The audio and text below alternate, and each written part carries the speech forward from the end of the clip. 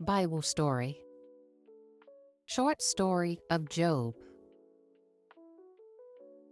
Job lived in the land of Uz. He was described as blameless, upright, one who feared God, and one who avoided evil. Job was wealthy, respected, and had a large family. Every time his children feasted, Job would pray and offer sacrifices, just in case any of them had sinned. A meeting happened in the heavenly realm. God asked Satan if he had considered his servant Job. Satan claimed Job only served God because of his blessings. Satan said to God, "Remove Job's protection and everything he has, and he will curse you." The Most High God permitted Satan to test Job, but not take his life.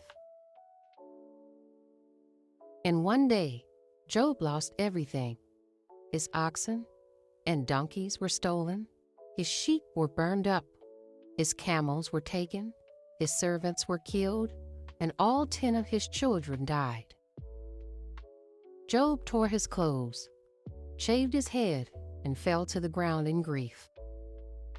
All the while, he still worshiped Yah. He said, "Yahuwah gave, and Yahuwah has taken away. Blessed be the name of Yahuwah." Job did not sin. Satan told God that if Job lost his health, he would curse God. So God allowed the test, but Job's life could not be taken. Job was struck with painful sores from head to toe. He scraped his skin with broken pottery. His wife, overwhelmed with pain, said, "Curse God and die." But Job replied, "Shall we accept good from God and not trouble?" Still, he did not sin. Job's 3 friends, Eliphaz, Bildad, and Zophar, came to comfort him. At first, they sat quietly with him for 7 days. But then they spoke instead of comforting. They blamed him, accused him of hiding sin, told him he must have caused his suffering. Job defended his innocence. He cried out to God. He struggled with confusion, pain, and questions. But through it all, he still talked to God and still believed in him. A younger man named Elihu spoke with great passion. He corrected Job and the 3 friends. He corrected Job for thinking God was unjust, and corrected the friends for assuming suffering always means sin. He reminded Job that the Most High God is powerful and teaches through suffering. God never acts unfairly, and God knows what we cannot see. Finally, God answered Job from the whirlwind. He did not explain why Job suffered. Instead, he revealed who he is. The Most High asked Job, "Where were you when I laid the foundations of the earth? Can you command the morning? Do you give the horse its strength?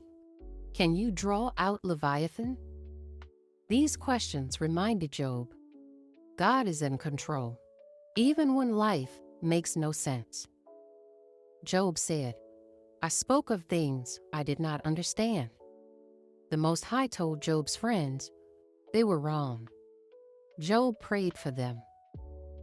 Then the Most High Yah restored Job. He had twice as much wealth, new sons and daughters, a long life, honor, and peace. Job did not get answers for his troubling times, but he got God Himself, and God's presence was enough. Believers, my takeaway lessons from this story is, your suffering does not mean the Most High has abandoned you. Yah was with Job the entire time, even when Job couldn't feel Him. Not all suffering is punishment. Job did nothing to cause his suffering. Some battles are spiritual, invisible, or purposeful. The Most High trusts some of us with trials. Job didn't suffer because he was weak. He suffered because he was strong enough to be trusted with the testimony.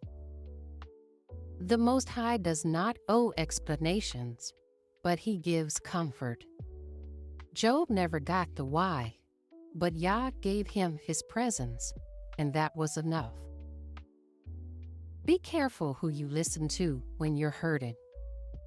Job's friends meant well, but spoke wrongly. Sometimes people will blame you, misjudge you, or misunderstand your pain. But Yah sees the truth. Believers, may I encourage you with these words. Restoration is coming. Job's story didn't end in ashes. It ended in double blessings. And your story hasn't ended either. Be blessed. You can find this Bible story in the book of Job, chapters 1 through 42. All praise to the Most High Yah. I love you, and I'll see you in the next upload.